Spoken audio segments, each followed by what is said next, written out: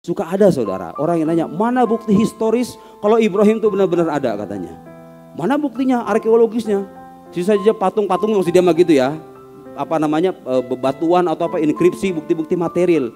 Jangan lupa, kalau kita bicara sejarah, sandaran sejarah itu nggak selamanya bukti material. Sejarah itu tidak selamanya harus berasal dari bukti material. Ada kalanya sejarah itu dibangun di atas informasi yang sahih, yang terpercaya.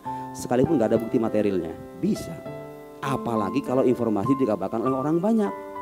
Nabi-nabi terdahulu itu kita imani, kenapa? Karena orang sepanjang zaman bilang ada manusia namanya Ibrahim. Ya sudah, kita percaya gitu loh. Masuk akal nggak itu alasan kayak begitu? Karena dikabarkan oleh orang banyak, belum lagi dikabarkan oleh seorang yang terbukti sebagai nabi. Jadi kalau anda membuktikan kenabian Nabi Muhammad, selesai itu semuanya, itu benar semuanya. Karena itu tersampaikan melalui lisan beliau gitu. Beliau kan gak mungkin bohong. Kita gak pernah lihat Injil, gak pernah lihat Zabur, gak pernah lihat surga, pernah neraka, hal-hal gaib itu. Kenapa anda membenarkan? Karena sudah terbukti kenabian Nabi Muhammad itu. Makanya saya mengimani, iman anda itu ada dasarnya. Apa dasarnya? Kenabian Muhammad SAW. Dan itu bisa diuji bersama dengan rasionalitas. Itulah uniknya Islam, saudara. Bukti kebenaran Islam itu semuanya bisa diuji dengan akal sehat. Saya nggak ngomong, saya nggak ngarang-ngarang, nggak melebih-lebihkan. Semua akidah yang berkaitan dengan ketuhanan, kenabian, hal-hal gaib, semua bisa diuji dengan akal sehat. Saya mau mengoreksi satu hal yang sering menjadi kesalahpahaman banyak orang sekarang ini. Kalau bicara agama, sering banyak orang mengatakan ada sesuatu yang tidak masuk akal dalam agama. Gak masuk akal lah, ada lautan bisa dibelah dengan tongkat. Gak masuk akal lah, ada manusia dibakar tapi gak terbakar. Suka ada yang ngomong kayak gitu gak? Kalau ngedengar hal-hal yang ajaib, dia bilang apa katanya? Gak masuk akal. Kalau ngedengar cerita wali itu ada yang benar, ada yang salah ya. Tapi gak berarti kalau ajaib artinya gak masuk akal gitu loh maksud saya. Ada wali-wali yang punya karomah dan karomah itu mungkin bahkan terjadi. Kalau hal sesuatu itu ajaib, tidak biasa, bukan berarti gak masuk akal saudara. Nih lihatin. Bedakan antara sesuatu yang mustahil menurut akal dengan mustahil menurut kebiasaan. Itu beda.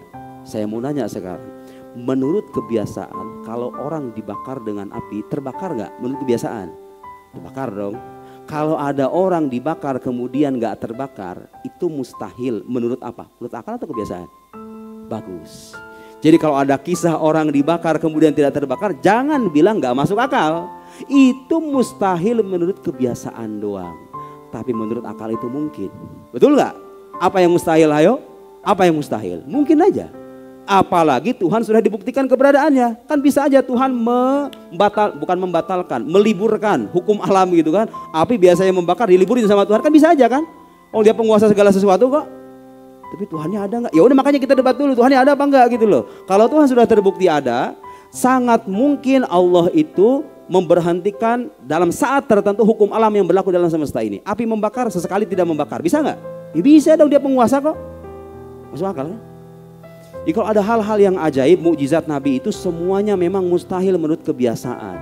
Karena itu bukti kenabian. Bukti kenabian itu harus luar biasa saudara, harus luar biasa. Jadi kalau ada orang mengaku sebagai nabi, bukti kenabianku adalah aku bisa mengarang buku 600 halaman. Ya itu mah biasa. Orang juga bisa ya enggak? Kita juga bisa. Jadi kalau orang mengaku sebagai nabi, buktinya itu harus luar biasa. Yang enggak biasa gitu loh. Biar kita yakin ini utusan Allah nih. Ya kan? Logiknya begitu kan? Kan nabi datang dengan pengakuan yang luar biasa nih. Aku utusan Allah. Ya berarti buktinya harus luar biasa dong. Ya iya kan? Itu namanya mukjizat.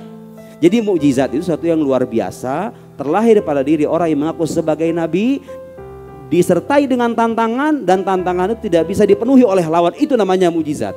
Mana mukjizat? Banyak. Yang tadi kita sebut tuh mukjizat indrawi, itu ada. Kenapa ada? Dikabarkan oleh Al-Quran, sumbernya terpercaya, terbukti keilahiannya. Dikabarkan secara mutawatir juga diantaranya. Kita percaya itu, ada landasan ilmiahnya gitu loh maksud saya. Bukannya sebatas percaya doang, ada landasan riwayatnya. Pengajian riwayatnya pun ada jelas. Ini riwayat sahih, dhaif, yang dhaif itu ditolak. Itu ulama biasa mengkaji seperti itu. Jadi semua yang Anda imani itu sebagian adalah turunan dari pengakuan Anda akan kenabian Nabi Muhammad. Kalau Nabi Muhammad mengatakan begitu, ya udah pasti benar, kan utusan Allah. Emang utusan Allah benar? Makanya ayo kita debat dulu, utusan Allah apa enggak ini? Kalau sudah terbukti sebagai utusan Allah, Al-Quran semuanya benar. Yang dikatakan Nabi kalau terbukti sahih benar. semuanya dikatakan benar. Kalau Nabi mengabarkan kabar tertentu dalam sejarah, ya itu sejarah juga.